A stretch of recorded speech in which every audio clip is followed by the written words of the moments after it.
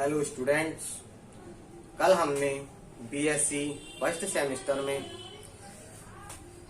Particles तथा wave की velocity के बीच में संबंध बताया था तथा वेव मोशन की डिफरेंशियल फॉर्म के बारे में बताया। आज हम आपको तरंग वेग या कला वेग, जिसे हम फेज वेलोसिटी कहते हैं, तथा समूह वेग, जिसे हम ग्रुप वेलोसिटी कहते हैं, इसके बारे में आपको बताएंगे। से आप क्या समझते हैं, क्या होती है फेज वेलोसिटी, कला वेग क्या होता है। जब कोई एक वर्णित तरंग किसी माध्यम में चलती है, जब मोनोक्रोमेटिक लाइट किसी मीडियम में चलती है, तब जो मीडियम में इसके आगे बढ़ने के वेग को, जो तरंग जो है किसी भी वेग से आगे बढ़ती है मीडियम में, उसे ही हम तरंग वेग या कला वेग या फेज वेलोसिटी कहते हैं। माना समतल प्रगामी तरंग या plane progressive wave positive X दिशा में चल रही है, तब इसकी जो इक्वेशन होगी, हमने कल पढ़ा था, प्लेन प्रोग्रेसिव वेव जब पॉजिटिव एक्स डायरेक्शन में होती है तब उसकी equation y equal to a sin omega t minus k x होती है। और यदि जब जो प्लेन प्रोग्रेसिव वेव होती है वह नेगेटिव डायरेक्शन में चलती है, तब जो इसकी इक्वेशन होती है वह equation y equal to a sin omega t plus k x हो जाती है। तब यहाँ पर पॉजिटिव एक्स डायरेक्शन में चल रहे हैं, तब जो हमारी इक्वेशन होगी वह y equal to a sin omega t minus k x होगी। तब यहाँ पर वेयर a इक्वल टू जो होगा वह हमारा आयाम एम्पलीट्यूड होगा और k होगा वह कांस्टेंट, कौन सा, संचरण नियतांक होगा। तब इस तरंग में जो wt omega t minus k x यह तरंग की कला है। जो वेव की जो फेज है वह है omega t minus k x. अतः निश्चित तल में जो फेज होता है वह कांस्टेंट रहती है, निश्चित तल में कला कांस्टेंट रहती है, तब omega t minus k x equal to क्या होगा, हमारा कांस्टेंट होगा, नियत होगा। तब हमने इस वाली इक्वेशन का डिफरेंशियल करा t के सापेक्ष, differential with respect to t, तब omega minus k d x upon d t equal to 0। तब जो हमने इस वाली जो इधर दूसरे साइड में ले गए, तब k d x upon d t equal to omega. इसके बाद हमने ये वाला जो के था वह इसके दूसरी साइड में इसके डिवाइड में ले गए, तब d x upon d t equal to omega upon k. फिर हम जानते हैं omega upon k equal to vp. Vp हमारा क्या होता है, बीपी हमारा जो फेज वेलोसिटी होती है उसे हम बीपी से डिनोट करते हैं। तब d x upon d t equal to vp, हमने ओमेगा अपॉन के बदले हमने यहाँ पर इसे बीपी से डिनोट कर दिया। तब ये हमारा क्या होगा, यह डी एक्स कोणीय आवृत्ति तथा जो डी टी होगी वह संचरण नियतांक होगी यहाँ पर, और जो बीपी होगा वह फेज वेलोसिटी होगी। तब हम इसे क्या कहेंगे कि कोणीय आवृत्ति तथा संचरण नियतांक के अनुपात को हम फेज वेलोसिटी कहते हैं। इसे हम बीपी से डिनोट करते हैं। ये हमारा फेज वेलोसिटी। अब देखेंगे हम ग्रुप वेलोसिटी क्या होता है।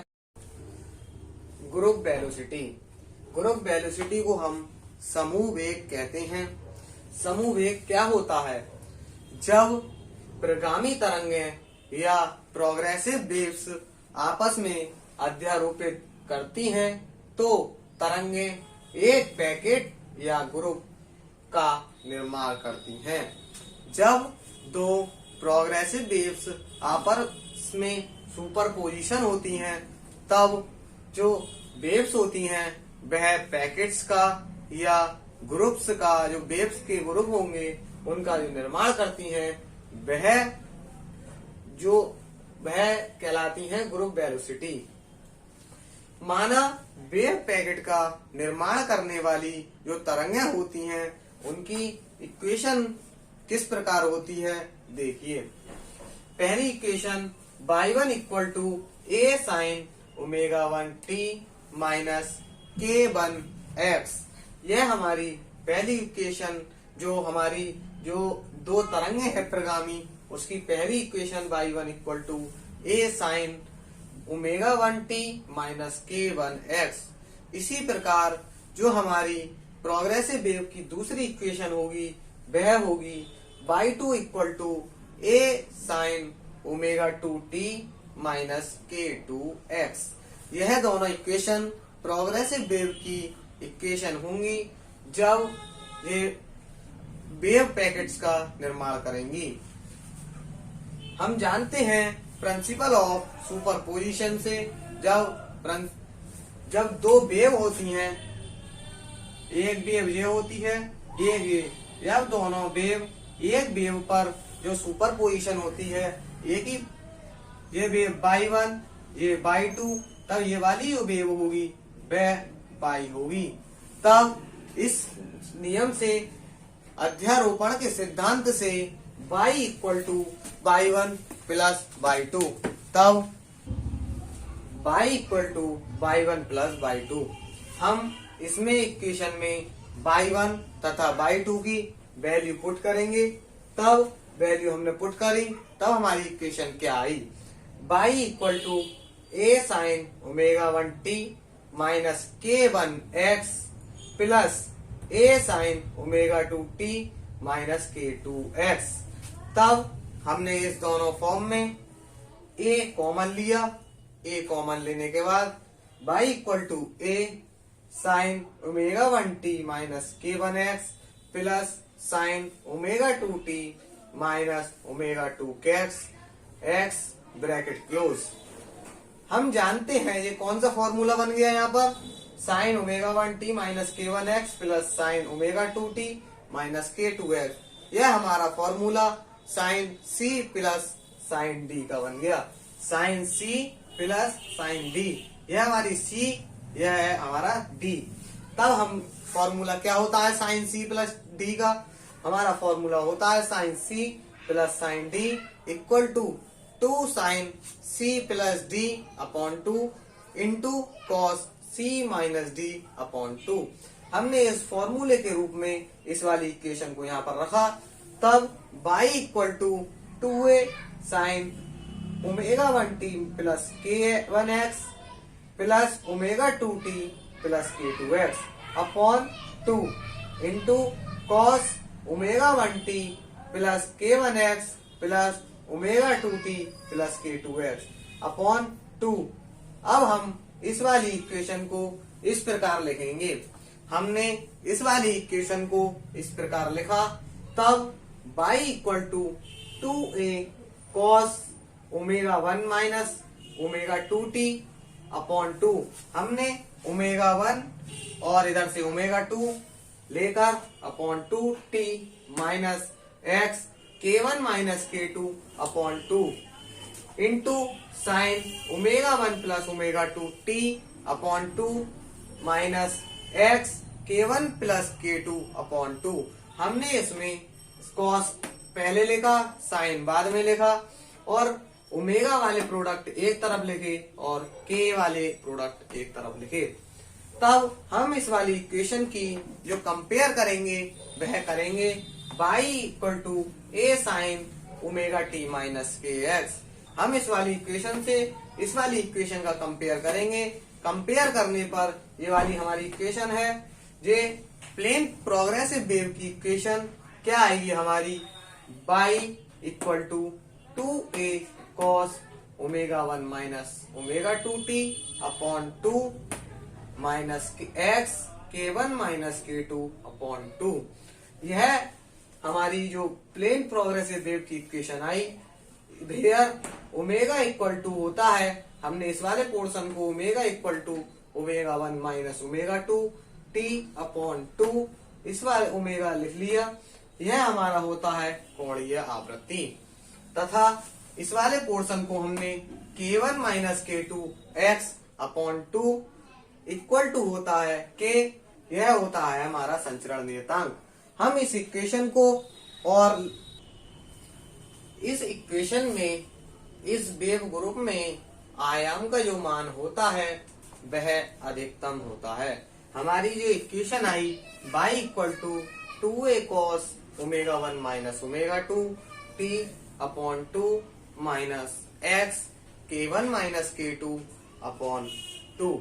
इसमें हम जब आयाम जो हमारा अधिकतम होता है तब हमारा cos थीटा की वैल्यू जो आती है वह 0 होती है, और जब cos थीटा की वैल्यू 0 होती है तब हमारी जो omega 1 minus omega 2 t upon 2 minus k1 minus k2 x upon 2 भी 0 होगा।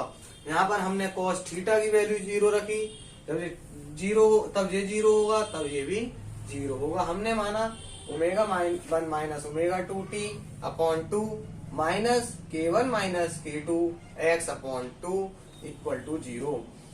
तब हमने ये वाला जो पोजीशन है वह इसके दूसरे साइड में ले गए, तब दूसरे साइड में ले जाने पर omega 1 minus omega 2 t equal to क्या हो गया, k1 माइनस k2 x। 2 से 2 कैंसिल हो गया, तब ये पोजीशन आई। इसके बाद हमने ओमेगा 1 माइनस ओमेगा 2 और ये वाला पोर्शन जो है k1 माइनस k2 का इसके डिवाइड में लिया है, तब omega 1 minus omega 2 upon k1 minus k2 equal to x, ये वाला आ गया x अपॉन t, ये वाला इस वाले को साइड पहुंच गया। तब हमारी इक्वेशन ये आई। हम जानते हैं x upon t equal to होता है bg के, x upon t equal to bg। जो bg होता है हमारा वह होता है ग्रुप वेलोसिटी। तब हमने इस वाली इक्वेशन को हम bg equal to omega 1 minus omega 2 upon k1 minus k2। अब हम यही हमारी ग्रुप वेलोसिटी है। हम इसे एक प्रकार से और लिख सकते हैं, कैसे, bg equal to d omega upon d k. हम ग्रुप वेलोसिटी को इस प्रकार भी लिख सकते हैं। तब यही वेग समूह के अधिकतम आयाम का वेग जो होगा वह समूह वेग कहलाएगा। हम इसी को हम क्या कहते हैं, ग्रुप वेलोसिटी कहते हैं। यह हमारा आज का ग्रुप वेलोसिटी तथा फेज वेलोसिटी के बारे में बताया।